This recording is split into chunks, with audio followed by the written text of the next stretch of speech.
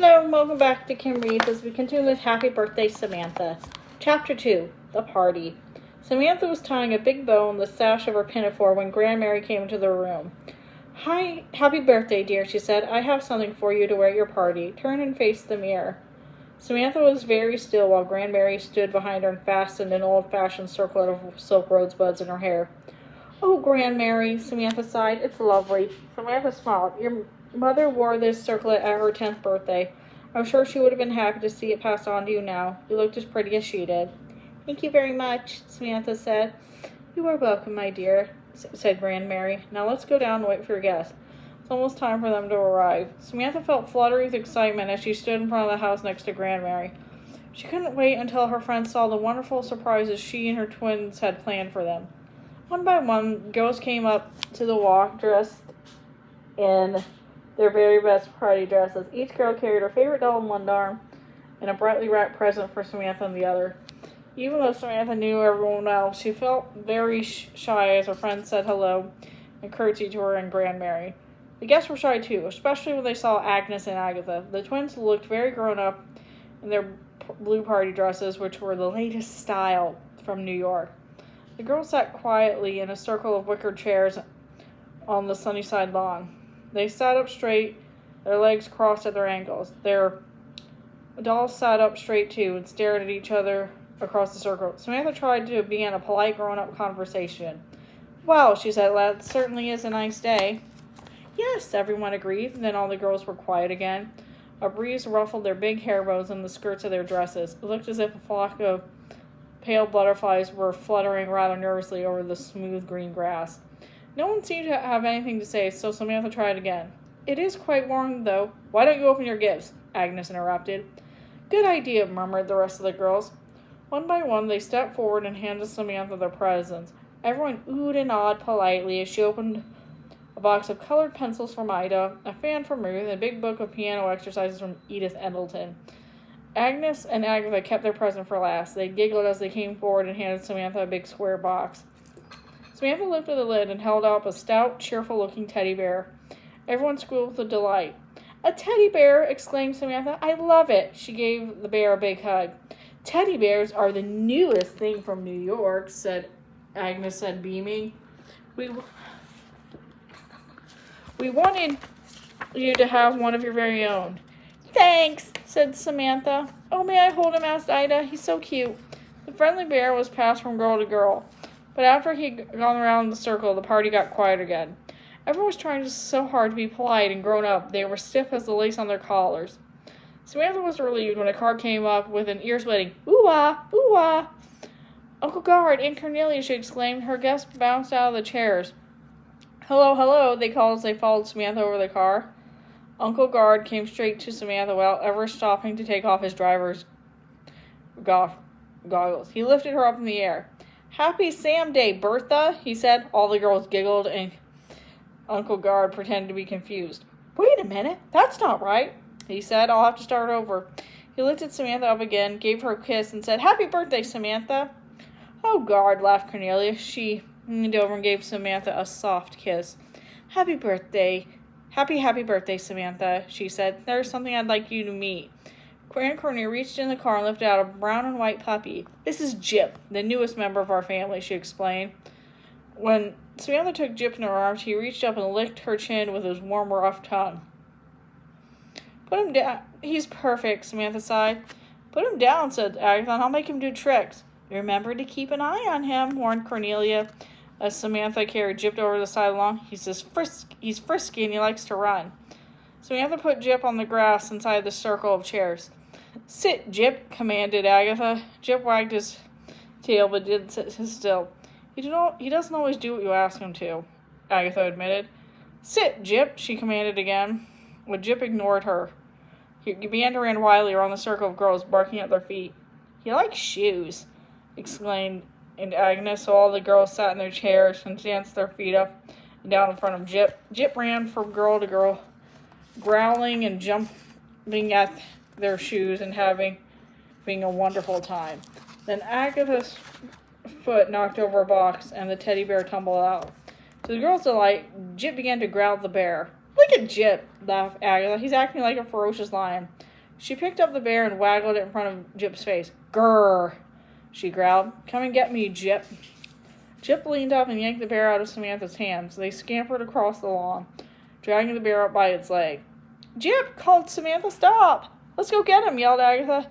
Agnes knocked over her chair in her hurry to get up. All the girls squealed with glee. They jumped out of the chairs and ran after Jip with the twins. Jip led the girls to the back of the house in dizzying circles across the oak tree, across the drive, through the lilac hedge, and into the Rylands' yard. Finally, they caught up next to the Rylands' bird bath. Grab him, yelled Agatha. She started to take a running leap. No, stop, said Samantha. I've got a better idea. She took off her shoe and dangled it in front of Jip. Here, Jip, she called in a friendly voice. Jip perked up his ears. Come and get the shoe, Jip, Samantha said. And sure enough, Jip dropped the teddy bear, trotted over to Samantha, and grabbed the shoe in his mouth. Samantha quickly picked him up.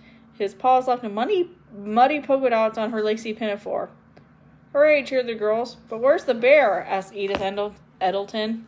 I have it, someone said in a bragging voice, and it was Eddie holding Samantha's teddy bear by the nose. Eddie, Ryland, you give me back that teddy bear, ordered Samantha. No, not unless you let me play with that dog. He pointed at Jip. And I want some ice cream, too. I helped make it. You can't play with Jip because he belongs to my Aunt Cornelia, Samantha said firmly. And you can't have any party because it's for my party. And you're not invited, said Agatha. Absolutely not, said Agnes. The party is only for girls. No boys allowed, said Agatha. Isn't that right, girls? Everyone chimed in. Right, no boys allowed. Then I'll keep the bear, said Eddie stubbornly. Eddie, you are a nincompoop, said Agnes. Nincompoop, said all the girls laughing. It tickled all their mouths to say such a funny word. Eddie is a nincompoop. Eddie is a nincompoop, they taunted. But before they could say nincompoop again, Agatha tackled Eddie around the knees and knocked him to the ground. She ripped the bear out of his hands and ran back to the hedge, with all the girls clapping and cheering behind her in a wild stampede. The stampede stopped short of the circle of chairs. There stood Grandmary waiting. My heavens, said Grandmary. Whatever has happened? Oh, Grandmary, panted Samantha. Jip ran off of the table and we had to chase him. She didn't mention the part about tackling Eddie, since she knew that was breaking Grandmary's rule about fighting. I see, said Grandmary. Well, I hope you weren't making spectacles of yourselves. She looked around at the out-of-breath girls. Agnes's sash was untied. Agatha had grass stains on her stockings. Samantha's circlet of roses was tilted over one ear like a halo gone wrong. Ida Dean had lost her hair entirely. Grandmary looked almost as if she might smile, but she didn't. Instead, she said, You ladies seem a bit warm from your exercise. Perhaps this is the perfect time to have a cooling drink of lemonade. Grandmary led the girls up the stairs in the porch to the birthday table. It was set with a beautiful lace cloth, Grandmary's best gold spoons, and a big crystal picture of pink lemonade. There was a little nosegay of pink roses at each place. After they sat down, Samantha gave each girl a favor, a lovely lace fan. The girls tried to act like young ladies again, opening and closing their fans and fluttering them elegantly in front of their faces. They nibbled on the thin tea sandwiches and sipped daintily from their goblets of lemonade. When Mrs. Hawkins carried out the tray of 10 tiny cakes, all glowing with candles, the girls gasped in delight. Everyone sang, Happy birthday to you, and clapped politely when Samantha blew out all the candles in one swoosh. This is such an elegant party, said Agnes, as Mrs. Hawkins put one of the petite Fords on her plate. How would you like some ice cream? Samantha said, and asked in her most grown-up voice as Hawkins began serving. Oh, molded ice cream, chirped Rube, just like in a fancy ice cream parlor. And wait till you taste it, exclaimed Agnes. All the girls put a rather large, unladylike spoonfuls in their mouths. Their faces turned as pink as the ice cream. Ugh, ew, ick, awful. The girls coughed and choked. They spat the ice cream out on their napkins. They slurped down gulps of lemonade. They clutched their throats and stuck out their tongues. They sputtered and gasped and gagged. Salt, said Samantha. This ice cream is full of salt. Hawkins looked puzzled. But just a few minutes ago, young Master Eddie tasted it and he didn't complain.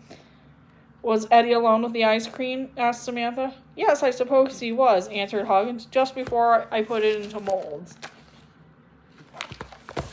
That rotten Eddie, exclaimed Agnes. He put salt in the ice cream and ruined it for all of us. Where is he? I'll fix him, threatened Agatha, frowning fiercely. She jumped up and ran smack into Cornelia. Whoa, said Cornelia. What's the matter, Agatha? She looked at the girls. Why do you all look so sour? Not sour, explained Samantha. Salty. Eddie Ryland put salt in the ice cream and it's ruined. Aunt Cornelia tasted the ice cream. My stars, she said. You're right. She looked at the disappointed girls. Well, she said briskly, you certainly can't eat that, but you still have lovely petite forts and delicious lemonade. Just ignore the ice cream. All the girls carefully pushed the bowls of salty ice cream toward the center of the table. They ate their petite forts in silence. Samantha couldn't hardly swallow. She felt so angry and sad. Her beautiful, elegant birthday party had been spoiled. But Agnes and Agatha finished eating quickly and turned away from the table. They whispered with Aunt Cornelia for a few moments. They bounded back over to Samantha. We have the most wonderful idea, crowed Agnes. You're coming to New York. Ooh, said all the girls. New York. Cornelia said it's all right with Grandma Mary. You can come to New York and stay at her house. You can come next week, said Agnes. We'll be there too, and we can all go to Tyson's ice cream parlor for the best ice cream in New York, with no Eddie Ryland to spoil it, said Agatha, the fierce gleam back in her eyes. I love that, said Samantha. The twins' latest idea made the disappointment of salty ice cream melt away. May I go? She asked Aunt Grandmary. Of course you may, said Grandmary, and I shall go with you. I've been looking forward to peppermint ice cream myself. And that's the end of that chapter. See you later.